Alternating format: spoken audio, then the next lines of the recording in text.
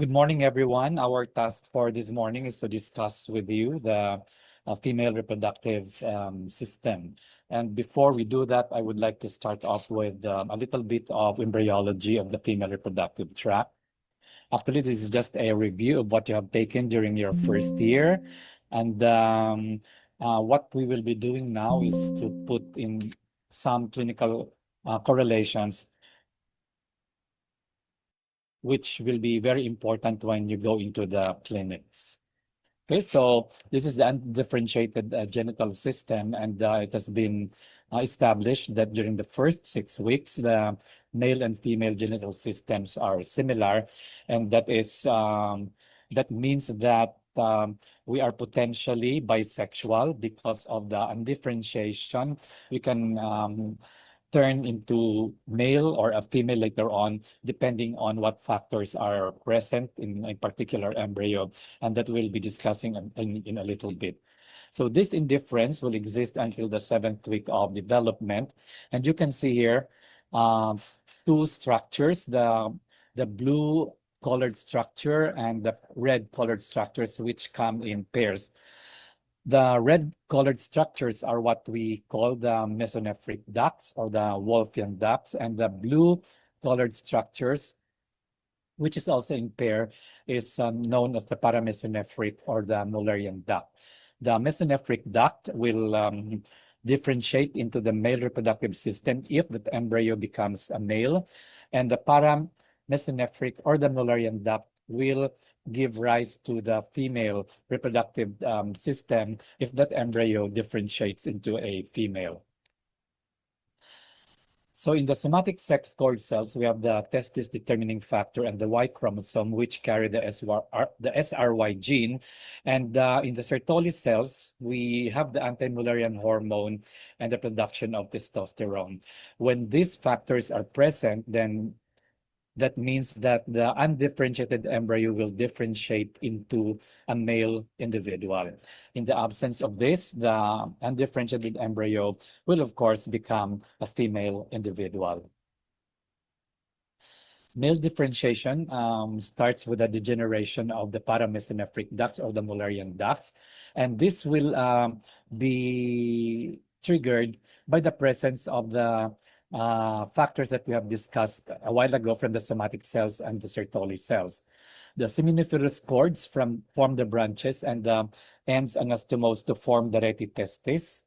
Then mesonephric tubules plus the ducts will become the efferent ductules.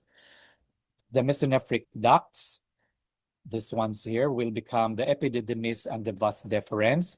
And the mesenchymal cells will form into the interstitial cells of Leydig, which produce later on the hormone testosterone. With female differentiation, this starts off with a degeneration of the mesonephric ducts. When the mesonephric ducts degenerate, it leaves some remnants in the female individual, and the cell proliferation in the middle transverse portion of the paramesonephric duct will fuse in the midline to become the uterus. So this is the middle transverse portion of the paramesonephric ducts, and they fuse in the midline to become the corpus of the uterus as well as the cervix. The unfused cranial portion, these ones here, will become the fallopian tube, and they remain open on one end. The fused caudal portion becomes the uterovaginal canal. So the epithelium and the glands of the uterus and the upper vagina also comes from the fused caudal portion of the paramesonephric duct. The solid caudal tip of the paramesonephric duct reaches the posterior wall of the urogenital sinus. This is the urogenital sinus at about the 9th week of development. And this contributes in the formation of the upper 2/3 of the vagina. Okay, the urogenital sinus, this one here again, forms the lower portion of the vagina and the paired sinovaginal bulbs. The vaginal outgrowth becomes entirely canalized by the 20th week. So this is the vagina. And the vaginal fornices are formed by the expansions of the vaginal plate around the end of the uterus. So in the clinics, when you do your internal examination, you will feel the cervix in the superior portion of the vagina. And when you run your finger around the cervix, you will feel the space between the cervix and the vaginal wall. These are called the vaginal the fornices. So we have the posterior fornix, the area just beneath the cervix, and then anteriorly to that will be the anterior fornix, and on both sides you have the lateral fornices. The vaginal fornices are formed by the expansions of the vaginal plate around the end of the uterus, and the hymen, this is the hymen, separates the lumen of the vagina from that of the vaginal sinus. Okay. Now, in the absence of testosterone, as I have mentioned a while ago, there were 4 factors that will lead to the differentiation of a male embryo. In the absence of this, there will be degeneration of the mesonephric ducts, and it will have some remnants in the female reproductive tract. So the cranial group of the tubules, this portion here, will now become or will degenerate into the epoophorone, and the caudal portion will degenerate into the paraophorone. Okay, and both of these are located within the mesosalpinx. The mesonephric ducts will also have some remnants along the vaginal wall, and this is what we call the Gartner's duct. So the Gartner's duct are found anywhere between the epiophorone and the hymen, and this could, in some instances, this could have some fluid can be pulled in the Gartner's duct to become the Gartner's duct cyst, and these are benign cysts that can be palpated or located the lateral aspect of the vagina. Okay. So the indifferent stage of the genital development, as we have mentioned a while ago, is at the 4th week, and there will be active proliferation of the mesodermal cells around the cloacal membrane. The cranial portion will become the genital tubercle. So this is genital tubercle. And the labioscrotal swelling here can be located lateral to the genital tubercle. So the lateral aspect or the labioscrotal swellings, as you can see later on, will become the scrotum of the males and the labia majora in the females. I want you to read on the homologous structures, because with the differentiation of an undifferentiated embryo into a female embryo, there will be some homologous structures that will also be found in once the embryo differentiates into a male individual. So, like for example, the clitoris or the glans of the clitoris is homologous to the glans of the penis in the male, and then the rest, I would like you to review on that, because it has already been taken up when you were in the 1st year. Okay. From the 9th to the 12th week of gestation, the external female genitalia start to develop, or they rapidly develop during this period of time from the 9th to the 12th week. So the phallus, this is the phallus here, the glans area, becomes the clitoris. The urogenital folds, these are the urogenital folds, will become the labia minora, which remains open in the midline. Okay, and the labioscrotal folds, the blue-colored ones, the violet colored ones or the purple-colored ones, become the labia majora. Okay, so the labia majora becomes unfused except anteriorly, where they fuse in the area of the mons pubis, and posteriorly in the posterior labial commissure together with the labia minora. Okay. The ovaries, now we're talking about the internal female genitalia, develop in the urogenital ridges, and the earliest sign of these gonads appear at the 4th week of development. Okay.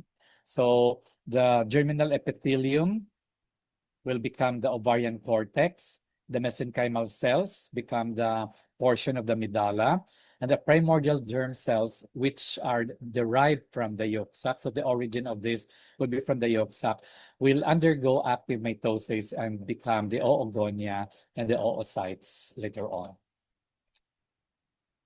Okay, now I will stop share and we will proceed to the surgical anatomy for a while.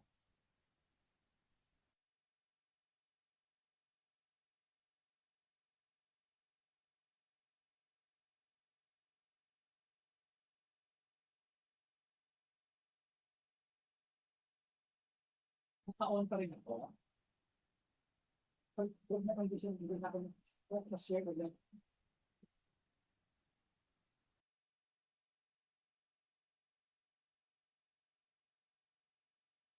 Let me just share the slides first.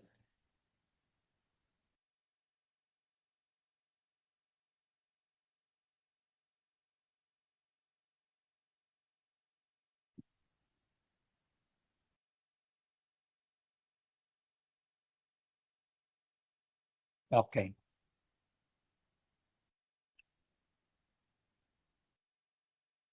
Okay, so I will skip this slide because we have talked about this already in the brief discussion of the embryology of the female reproductive tract.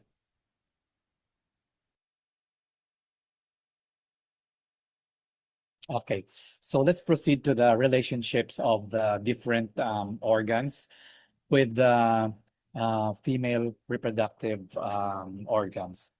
Here we can see a sagittal cut of the female individual, and here we can see this is the anterior aspect of this is the abdomen, and this is the posterior aspect.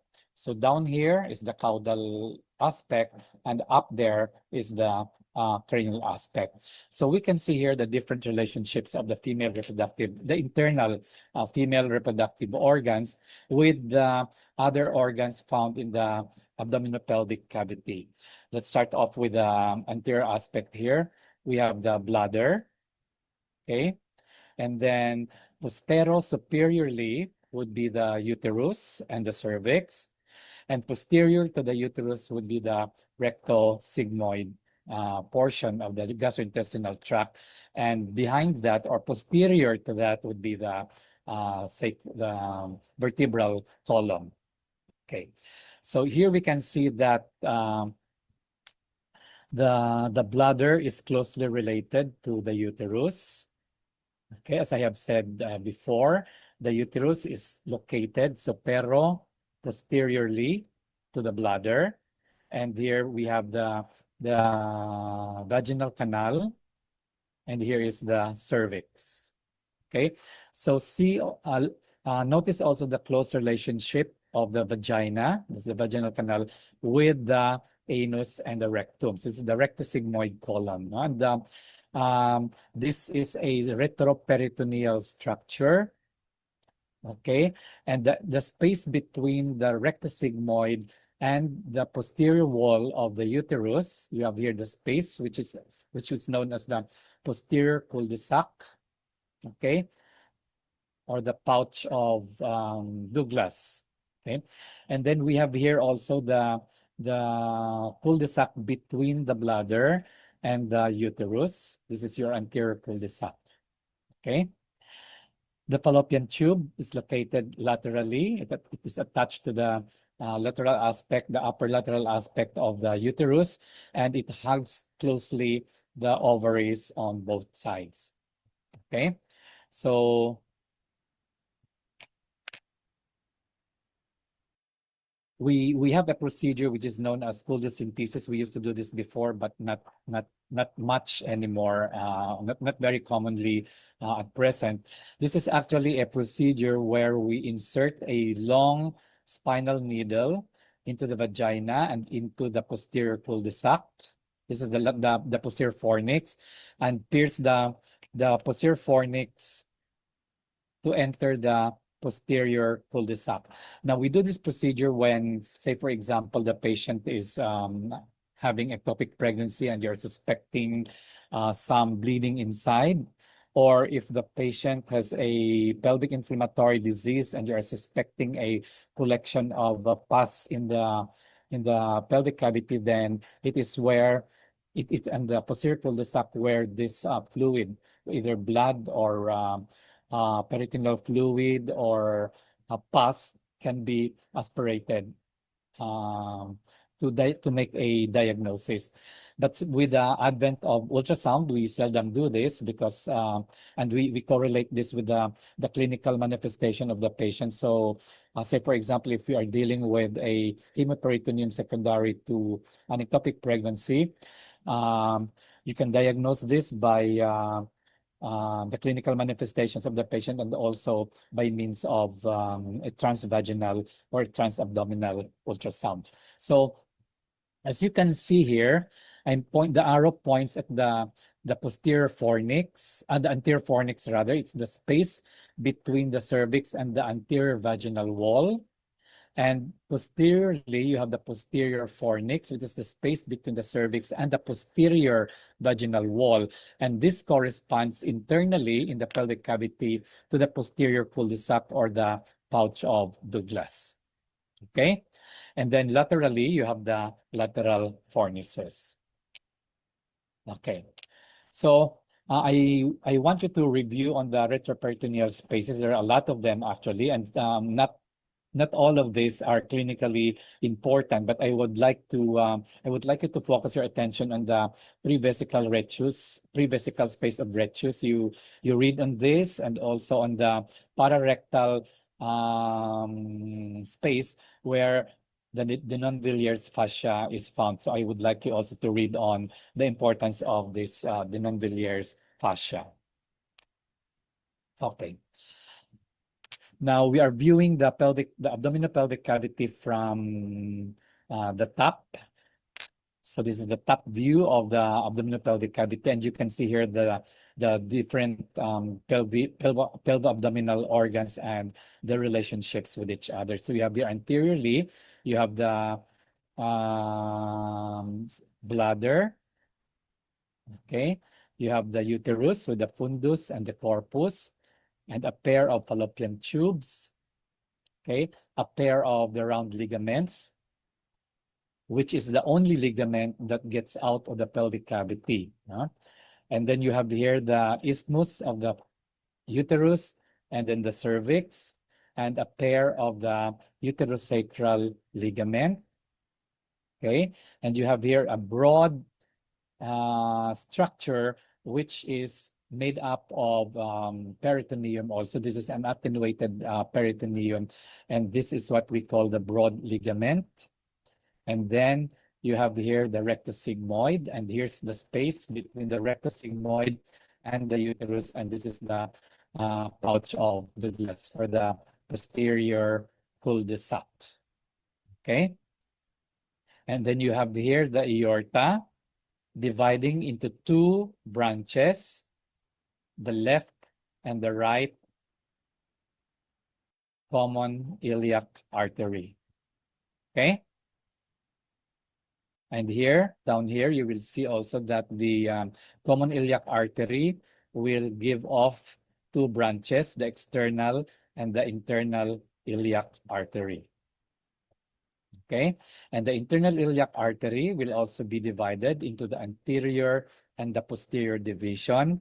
The posterior division being purely somatic, has somatic branches, because these branches will just supply the muscles of the pelvic diaphragm and the buttocks, and the anterior division will have both somatic and visceral branches, but mostly visceral branches, and this is where the blood supply of the uterus comes from. Okay, so before we leave this slide, I would like to focus your attention on this structure here, this whitish tubular structure here, which is the ureter.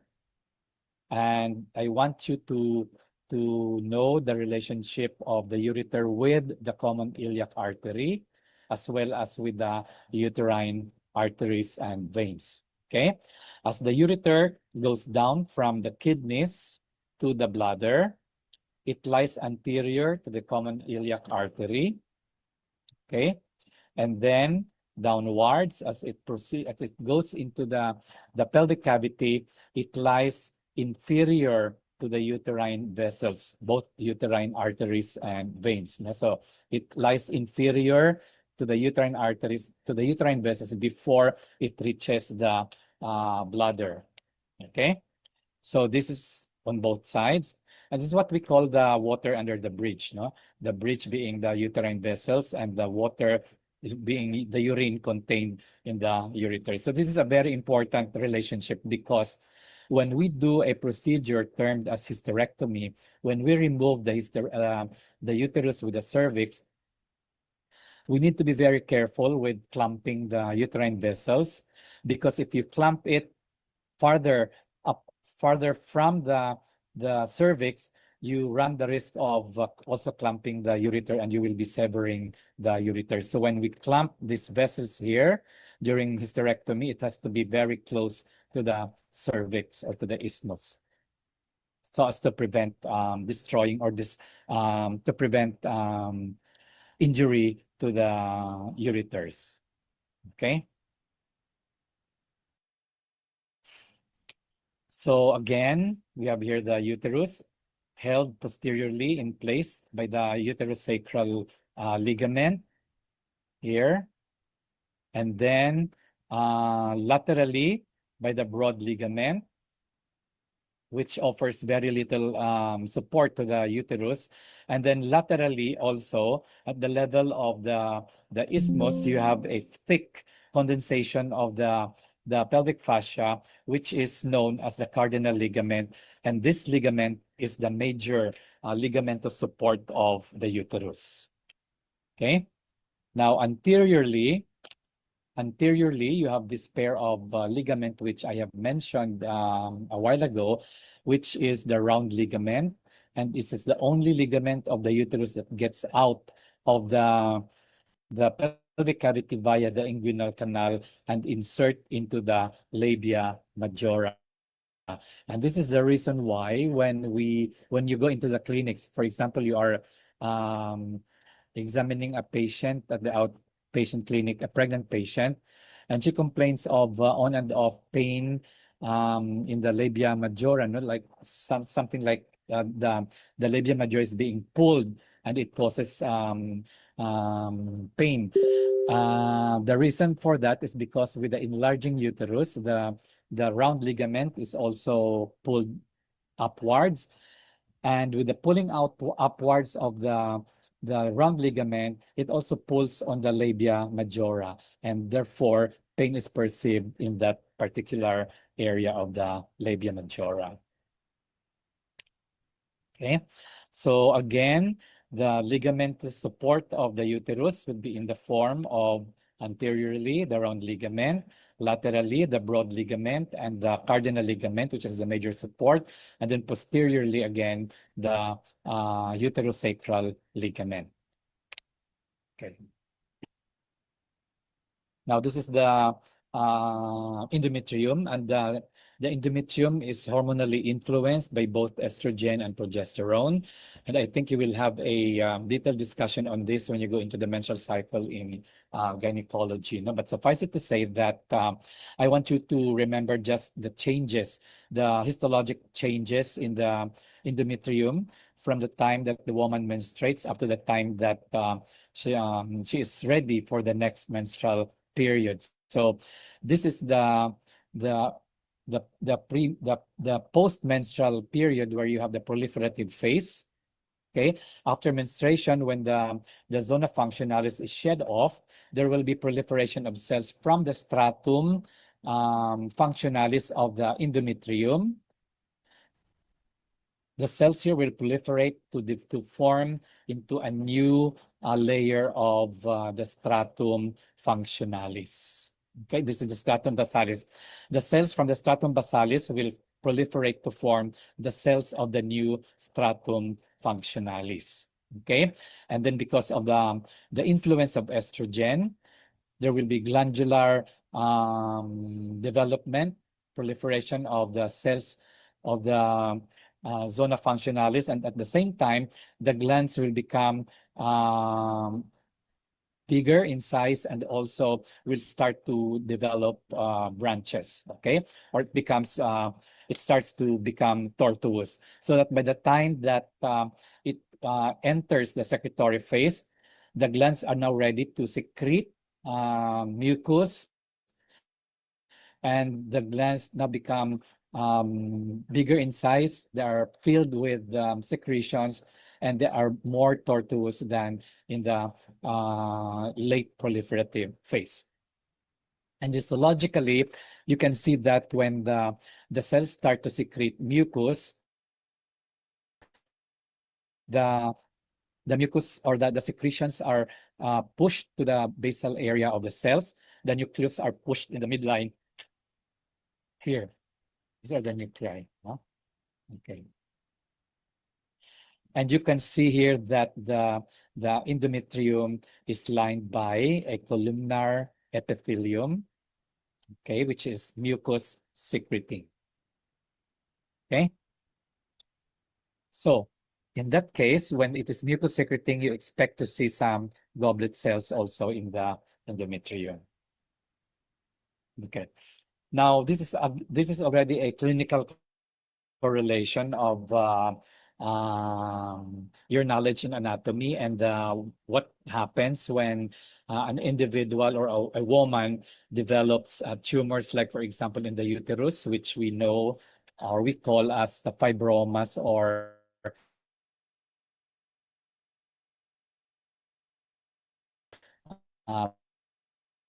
myoma or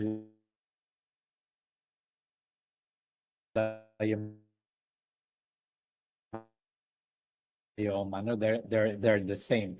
So myoma will depend on how that myoma grows. No, if it grows more outside towards the serosa, then it becomes a subserous myoma. If it stays in the myometrium, it becomes an intramural myoma. But if the growth of the myoma is something like it projects into the endometrial cavity, then we call that a submucous myoma. Now, why do we have to differentiate these types of myomas? Because when the myoma is only in the myometrium and it doesn't impinge on it doesn't affect the endometrium, and also in the subserosal form, there will be no changes in the menstrual cycle of the individual of the woman. No, the woman will just will just have her menstruation in normal amounts. But if the myoma is submucous, if it projects into the endometrial cavity, the enlarging myoma will increase the surface area of the endometrium, and when the woman menstruates, there will be more cells that will be sloughed off, and therefore there will be more bleeding. And most often than not, the bleeding is also prolonged. So you have prolonged and moderate to profuse bleeding when you have a submucous myoma. Okay. Now, when the woman gets pregnant and she has a submucous myoma, or like for this one, for example, a pedunculated submucous myoma, it will also affect on the implantation of the placenta. And therefore, during the first trimester of pregnancy, it increases the risk of the woman for a miscarriage, or during the second or the third trimester, the risk for preterm labor and preterm delivery. Okay. Now, sometimes when the myoma is located anteriorly and it impinges on the bladder, and posteriorly, if it impinges on the rectum, then it can cause some problems with urination or defecation, respectively. So the patient can complain of dysuria or frequency of urination, which will also predispose her to develop urinary tract infections. If the myoma is posterior and if it's big enough, it's significantly big so as to impinge on the rectum, then there will be problems of constipation in that particular woman. Okay, now the myoma can degenerate. It can twist inside if it's pedunculated, and you run the risk of some complications, like, for example, In a twisted myoma, the pain may be severe, and the patient may present with symptoms of an acute abdomen. Okay, so aside from profuse bleeding, there could be signs of obstruction either in the bladder or in the rectum, or there could be problems associated with pregnancy if the myoma becomes big enough. Okay, so again, here's the fallopian tube, and I want you to review on the different parts of the fallopian tube, from the fimbriated end to the ampulla, the isthmic portion, and the interstitial portion. Now, I would like to um, I would like you to focus your attention on the isthmus because it has a very significant clinical implication, especially in terms of ectopic pregnancy.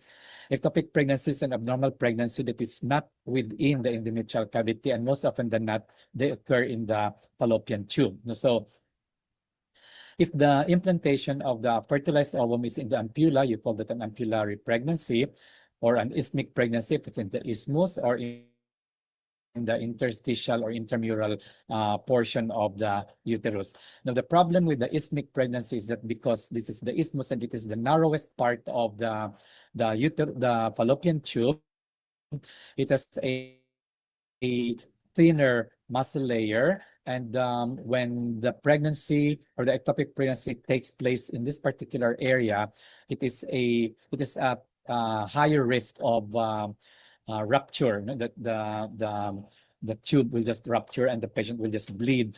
And if it is not recognized, she can go into hemorrhagic shock because of severe bleeding. But with the ampullary pregnancy or ectopic pregnancy, there's a higher chances that this will just have a tubal abortion. They seldom rupture unless it becomes significantly big. No? And most often than not, they just end up with a tubal abortion, and the extruded fetus or the extruded embryo can either die in the pelvic cavity, or it can implant there and still become viable. Okay, so just like the endometrium, because the lining epithelium, the endometrium, and the fallopian tube are the same, we also see here is the columnar ciliated epithelium with goblet cells, because they also secrete some mucus. Okay, now please review the parts of the ovaries. Okay, here I just want to show you that once the mature egg or mature follicle ruptures, then that follicle will give off a mature egg or an oocyte, and this will be picked up by the fimbriated end of the fallopian tube. And if there is sexual contact during that particular time, then there will be fertilization. So that means that fertilization takes place in the fallopian tube, in the ampullary area of the fallopian tube, and the fertilized egg will travel down into the endometrial cavity. The first 24 hours, it stays in the ampulla, and then after 24 hours, the fertilized egg will travel as it divides into a one-cell stage, and then 2-cell, 4-cell, 8-cell stage, etc. And then that fertilized egg will reach the endometrial cavity in the form of a morula, and it becomes a zygote when implantation already takes place. And the implantation is in the decidua. No? The decidua is the endometrium of pregnancy. It has already been prepared by progesterone. It makes the endometrial epithelium fertile for implantation. So the implantation form is the morula. I'm sorry.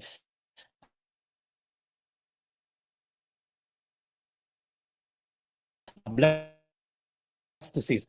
So from a morula, it goes down into the endometrial cavity, it implants in the form of a blastocyst, and after that, there will be further development of the embryo.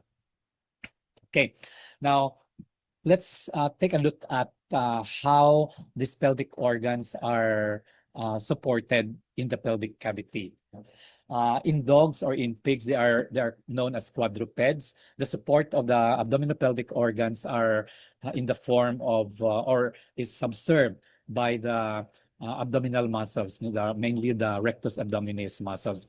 But with the assumption of a biped position in the human beings, the rectus abdominis do not offer does not become the or no longer becomes the major support of the pelvic organs, but it's now the muscles inferior to that, and we call that the pelvic diaphragm muscles. Okay. So what muscles comprise the pelvic diaphragm? First, we have here the levator ani muscle, these two muscles here, which are known as the ischio, the pubococcygeus muscle and the ischiococcygeus muscle. And then completing the pelvic diaphragm is the coccygeus muscle here. Okay. Now the pubococcygeus muscle, as the name suggests, will originate from the pubic bone and it will insert into the coccyx. The ischio, the ischio-coccygeus muscle will originate from the ischium. I mean, rather the iliococcygeus muscle will originate from the ilium and then will insert into the coccyx. Okay, so we have learned in anatomy that when a voluntary muscle contracts, voluntary because it's our skeletal muscles, so they contract voluntarily. The direction of the contraction is from the insertion to the origin. Okay, so if we take into consideration these two muscles, when these two muscles contract, the direction of the pull will be from the coccyx to the either the pubic bone or the ilium, right? So that means that when the individual voluntarily contracts her pelvic diaphragm, then that will actually prevent the further descent of these pelvic organs downwards. So this is actually in the form of a hammock. This one here, the lower picture, so that when there is an increased abdominal pressure, that these muscles can withstand the increase in the abdominal pressure. So there will still be the maintenance of the integrity of the support of these muscles. Okay. Now, if we take a closer look at the pubococcygeus muscle, some fibers will surround the posterior portion of the vagina, and majority of this will surround the posterior portion of the rectum. So we have two subdivisions of the pubococcygeus muscle. We have the pubovaginalis and the puborectalis. Okay, in some books it is not mentioned, but in most of the books it is further subdivided into a pubovaginalis and the puborectalis. The muscles in between, which are not closely associated with the vagina or the rectum, is known as the pubococcygeus proper. Okay, so if this muscle contracts, what will be the direction? It will be from the coccyx to the pubis, the pubic bone, right? So what will be the effect of that when we take into consideration the rectum and the vagina? With the vagina, that means that this muscle is a muscle that is needed for during sexual intercourse or during delivery of the fetus. And this muscle, the puborectalis muscle, is closely involved with the function of the rectum, the opening and the closure of the rectum. So if you are holding your stools from coming out, then you have to contract your pubococcygeus muscle because this will constrict the rectum when the muscle contracts. Okay, so that means that the pubovaginalis portion of the pubococcygeus muscle is a muscle that is very important also during the sexual act and also during parturition or delivery. Okay, so this is looking at it from the inferior aspect, and this is from the lateral. And this picture here will show us the arrangement of the muscles when you are looking at it from the superior aspect. Okay, so you have here the pubococcygeus.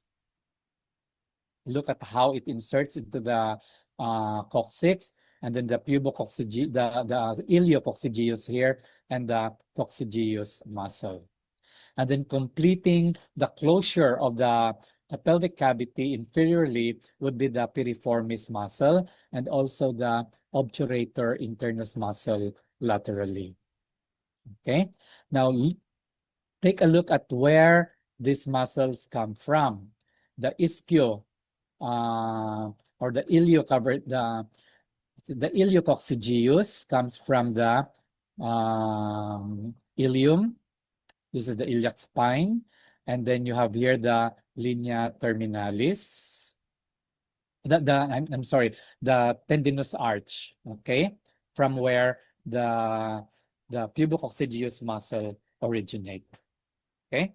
Now, this portion here that I am defining with my cursor is what we call the linea terminalis, okay, which will separate the pelvic from the abdominal cavity. Although there's really no strict delineation between the two because they are actually continuous, no?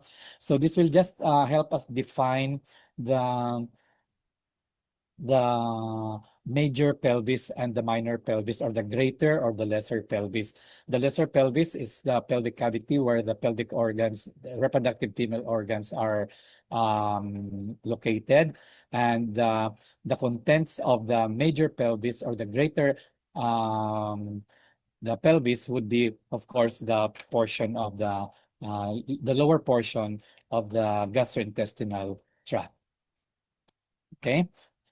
So here again, we have the other supporting structures aside from the muscles. We have the ligaments, of course, coming from the endopelvic fascia.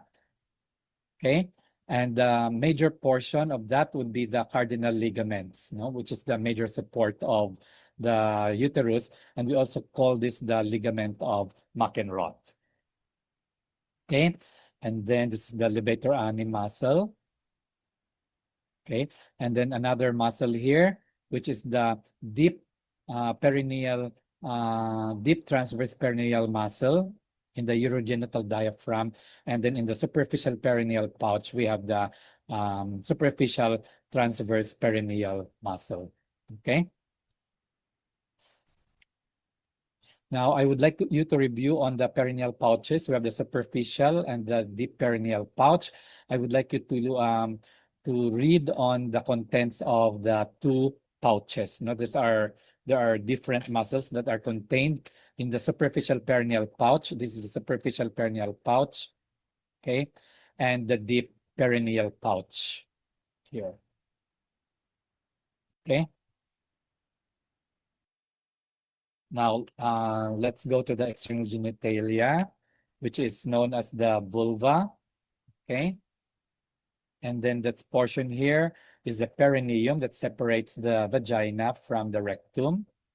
And then we have the hymen, and you know what the hymen is. It's a very thin fibrous tissue that separates the vagina from the vaginal canal from the vaginal orifice. Okay, and you have here the different variations, anatomic variations of the hymen, which are not very common. Okay, now anatomically, the perineum is bounded anteriorly by the pubic symphysis,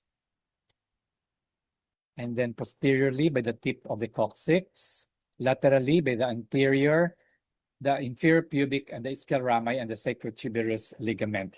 The roof of this would be the pelvic floor, and the base would be the skin and the fascia. So this is the whole structure here is the perineum, and that portion that I've mentioned a while ago between the vagina and the rectum is the perineal body.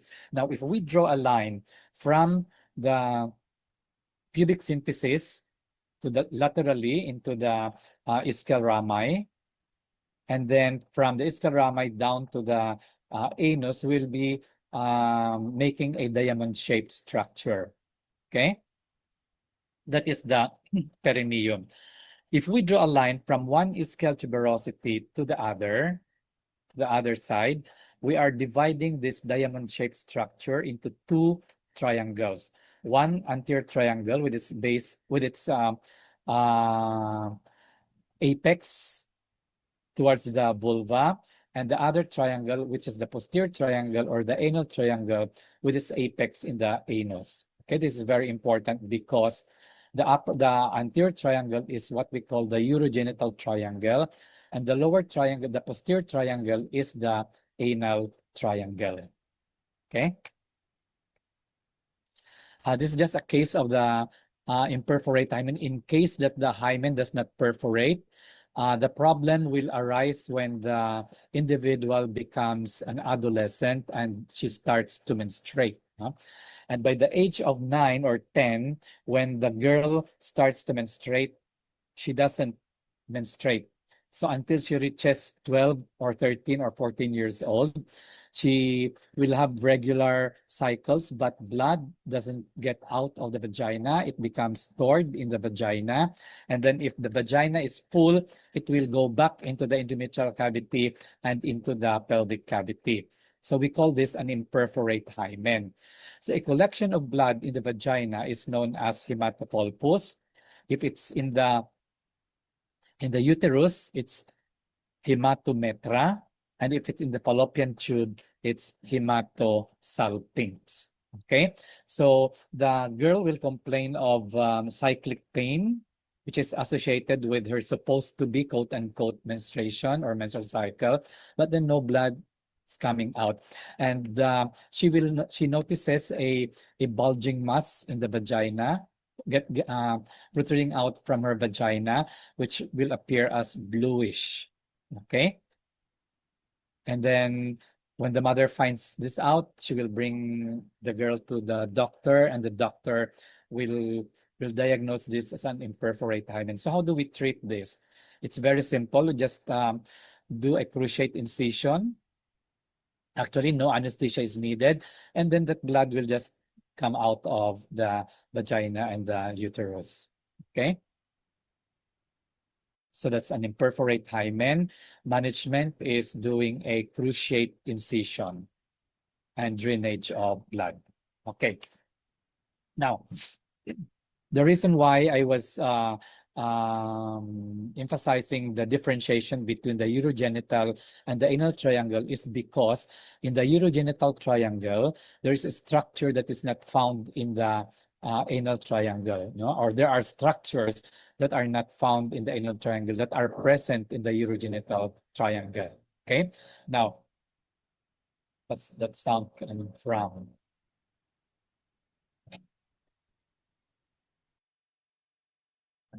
Okay.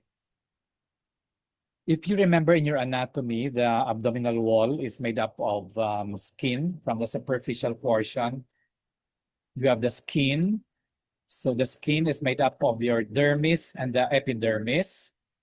So superficially is the epidermis, and then followed by the dermis. And then you have this fatty tissue here, the fatty layer, which is known as the Camper's fascia. No? This is your panniculus adiposus, which is called the Camper's fascia in the lower abdomen. Okay.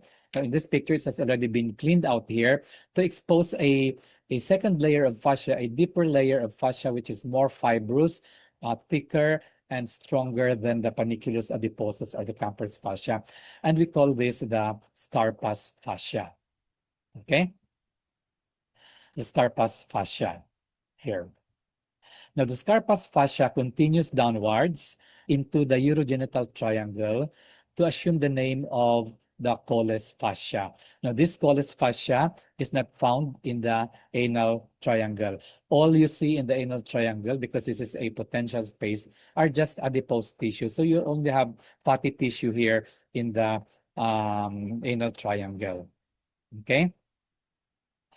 In the urogenital triangle, when you remove or when we open the colles fascia, three structures here will be exposed superficially, and these are the muscles of the superficial perineal pouch. Okay, and you have here the bulbocavernosus, the ischiocavernosus, and the superficial transverse perineal muscle. Okay, the bulbocavernosus is responsible for constricting the vagina during the sexual act or when doing a Valsalva maneuver. The ischiocavernosus or the ischiocavernosus, and I mean rather the the ischiocavernosus is the muscle that when it contracts will constrict the clitoris so that blood coming from the clitoris cannot get out, and therefore it maintains the erection of the clitoris during the sexual act. No, so this is the ischiocavernosus muscle because it originates from the ischial spine and inserts into the bulb of the clitoris, or the body of the clitoris. Okay? So ischiocavernosus, maintenance of erection of the clitoris; bulbocavernosus for vaginal constriction during Valsalva's maneuver and during the sexual act. And then the superficial transverse perineal muscle will steady the perineum during when you're doing bowel movement or Valsalva maneuver. Okay. Now, if we remove the bulbocavernosus muscle, this is what you will see. No, these two structures here, which is the vestibular, the greater vestibular bulb, and the Bartholin's gland. Okay. The vestibular gland is an erectile tissue which becomes stimulated also during the sexual act. The Bartholin's gland is prone to infection, especially for sexually transmitted diseases like gonorrhea. Okay, and if it becomes untreated, then it will become an abscess, which we call the Bartholin's gland abscess. So these structures are located in the superficial perineal pouch. Okay, now if we remove these muscles here, you will see here the whitish structure, which is actually the roof of the superficial perineal pouch and also the floor of a higher perineal pouch, which we call the deep perineal pouch. Okay, and this is the deep perineal pouch, which also contains several muscles. We have the deep transverse perineal muscle and the sphincter of the urethra muscle. Okay, this is the urethra here. Here's the urethra and the vagina. Here's is the urethra from above and the vagina. Okay, so there are actually two layers of muscles here. One layer located in the superficial perineal pouch, and then superiorly the deep perineal pouch containing the sphincter of the membranous urethra and the deep transverse perineal pouch. And then above that would now be the levator ani muscle. No? We are always describing the anatomic relationship based on a standing position of the individual because that is the anatomic position. No? So even if the woman is lying down or even if the individual is lying down, what is anterior would still be anterior. What is superior would still be superior regardless of what position she takes. Okay. Now, having that knowledge of the arrangement of the muscles here, when you do an episiotomy, say for example, a median episiotomy like from here to here, you're actually cutting the central point of the perineum where the two superficial transverse perineal muscles meet. So you don't actually cut the muscle. You are only cutting the area where the two pairs of muscles meet. The bulbocavernosus and the superficial transverse perineal muscle.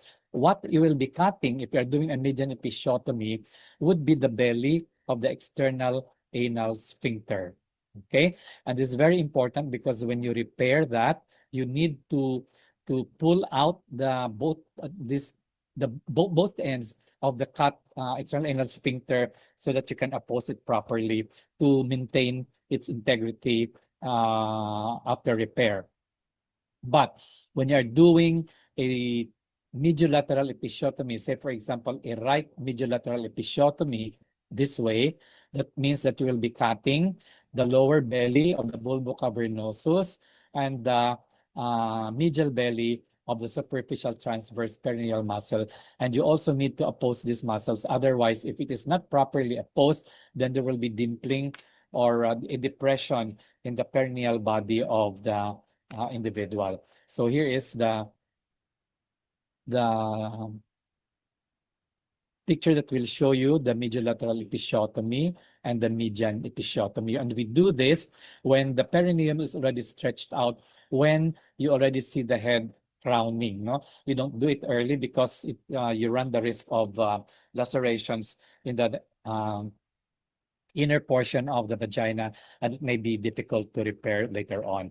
And we grade or we categorize the lacerations into first, second, third, and fourth degree.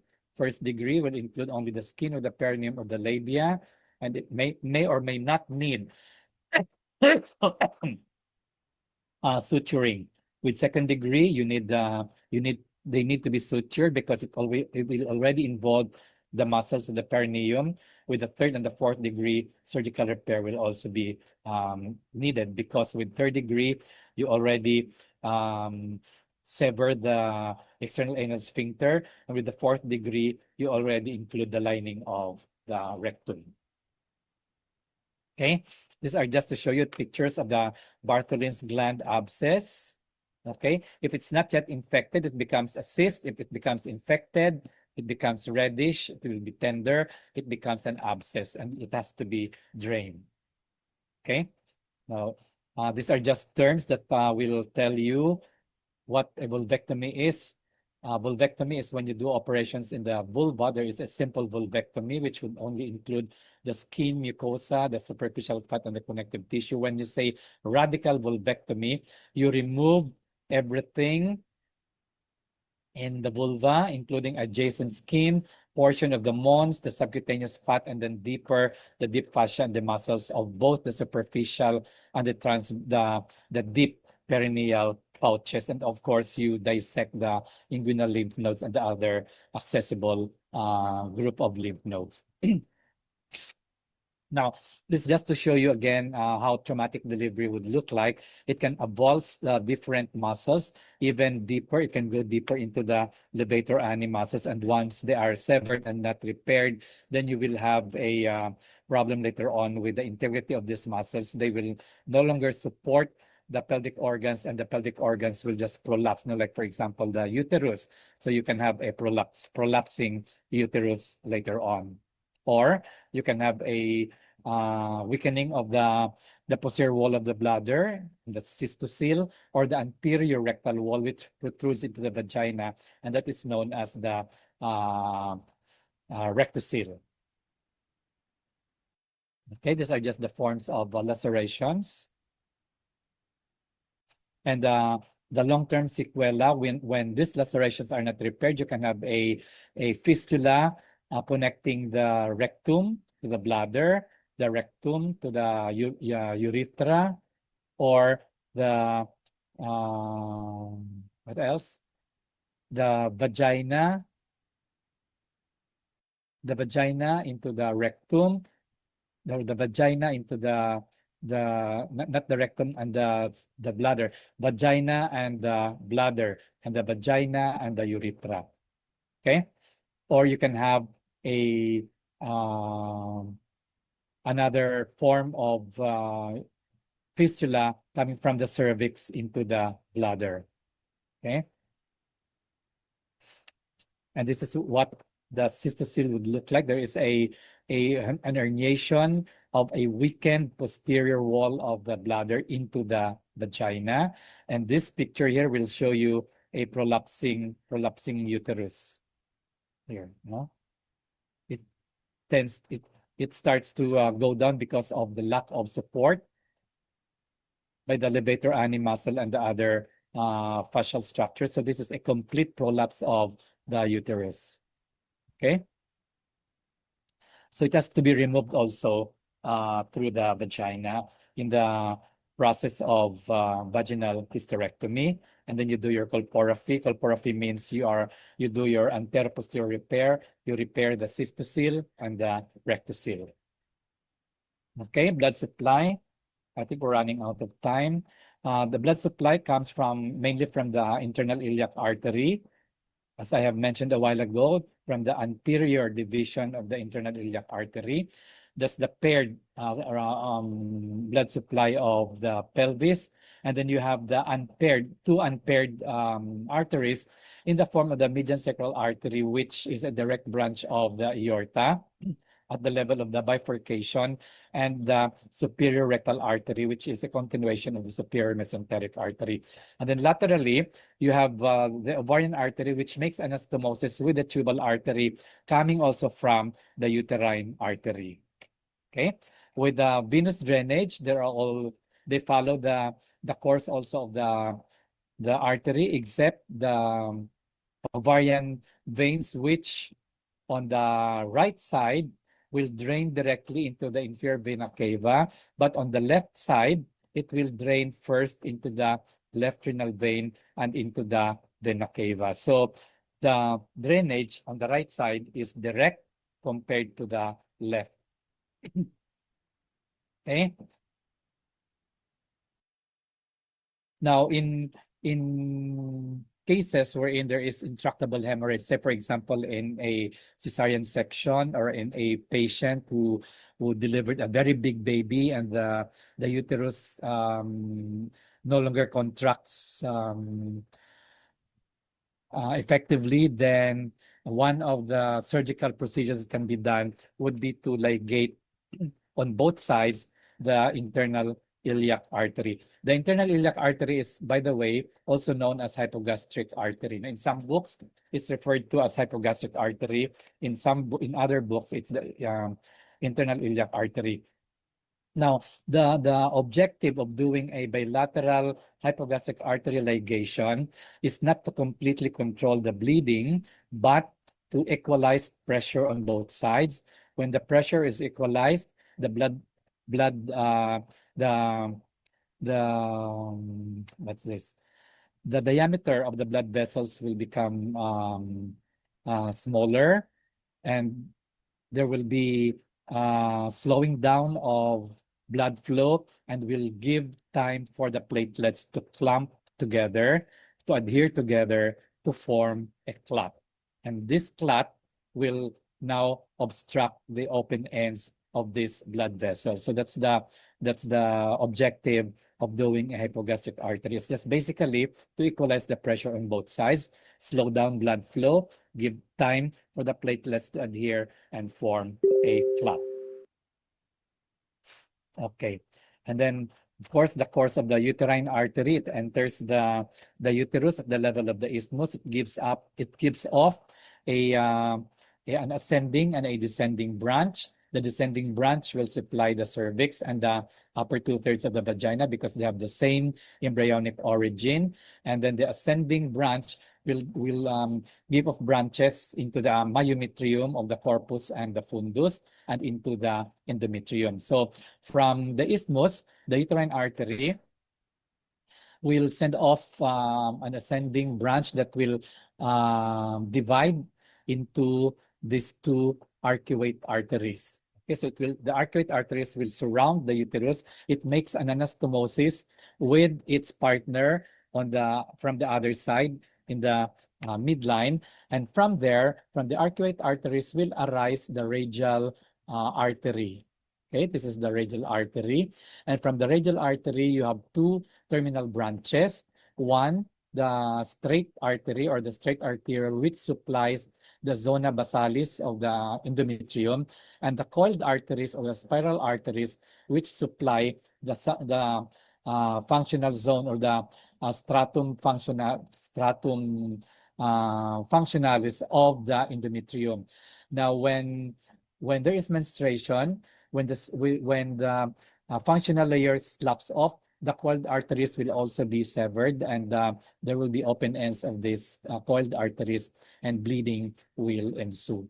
Okay, the basal layer remains intact because, as we have mentioned a while ago, this is where the cells come from to form the new zona functionalis or the stratum functionalis.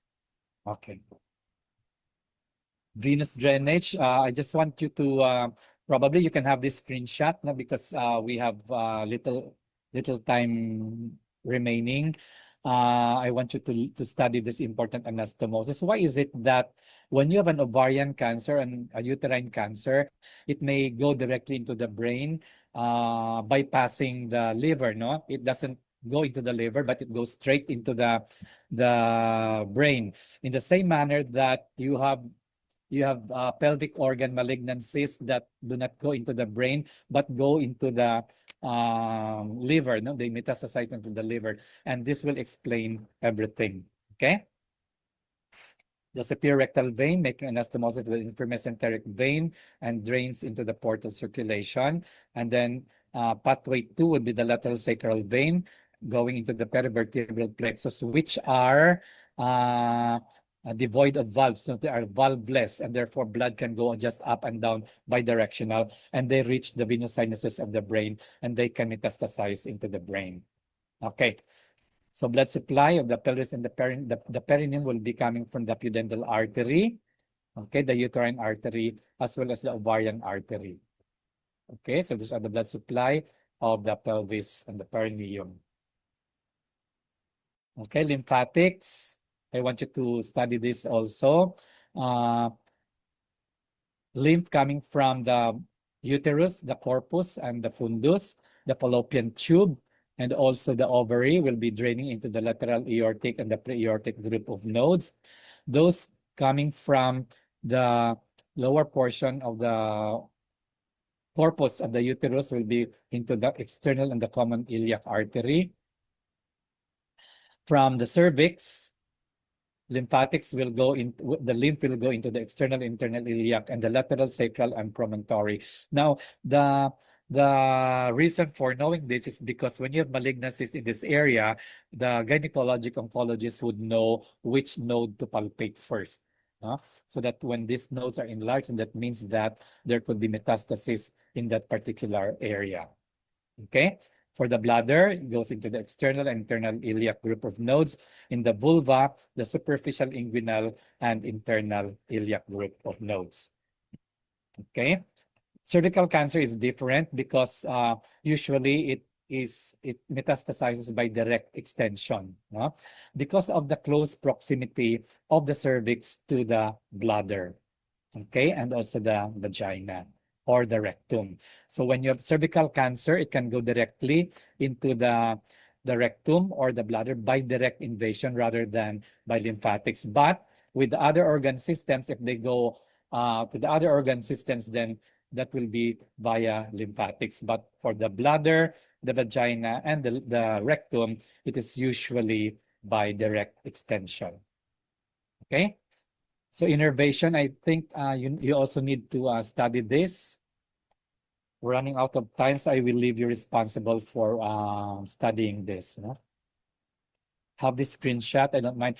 The references of my lecture would be from Williams. I also got some from the old book of my mentor, Dr. Ralph Wynn, from New York University. And also the pictures are all from Netter. So you can just take a look at the pictures at Netter. Okay. The iliohypogastric nerve, how important is it? And the ilioinguinal nerve, despite the fact that the woman in labor already has been given spinal or epidural anesthesia. Why is it that some of them complain of heaviness in the lower pubic area? It's because of these two nerves, which the origin of which is higher than the level of the spinal or epidural anesthesia because it is usually given at L2 and L4, L2 to L4. So it's at this point.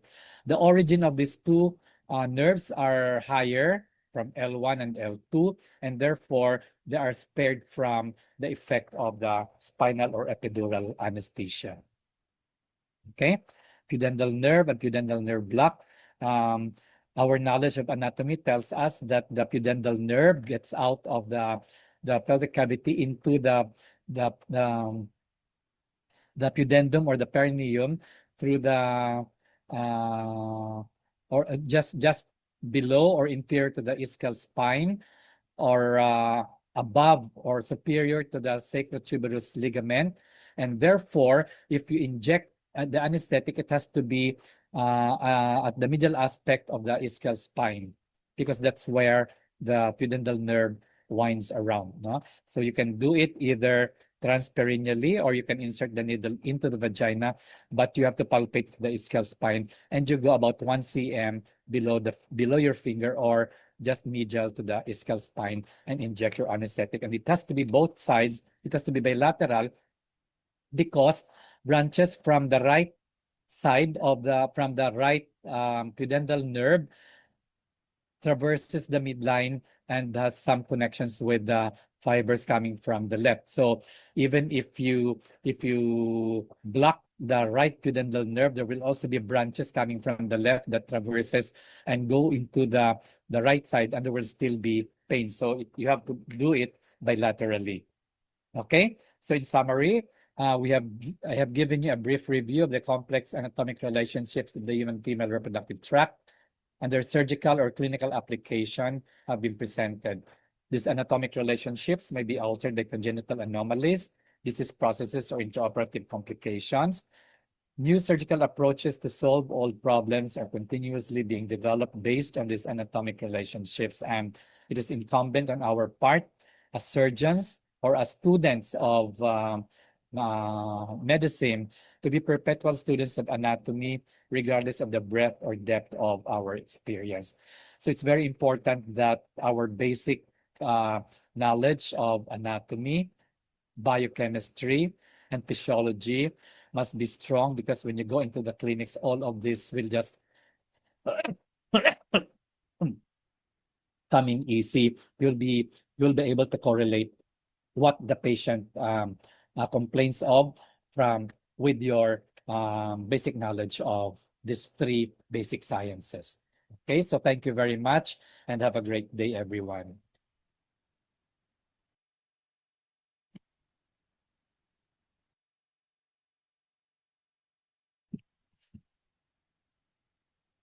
Joanne, tapos na ako. I-edit ko na lang.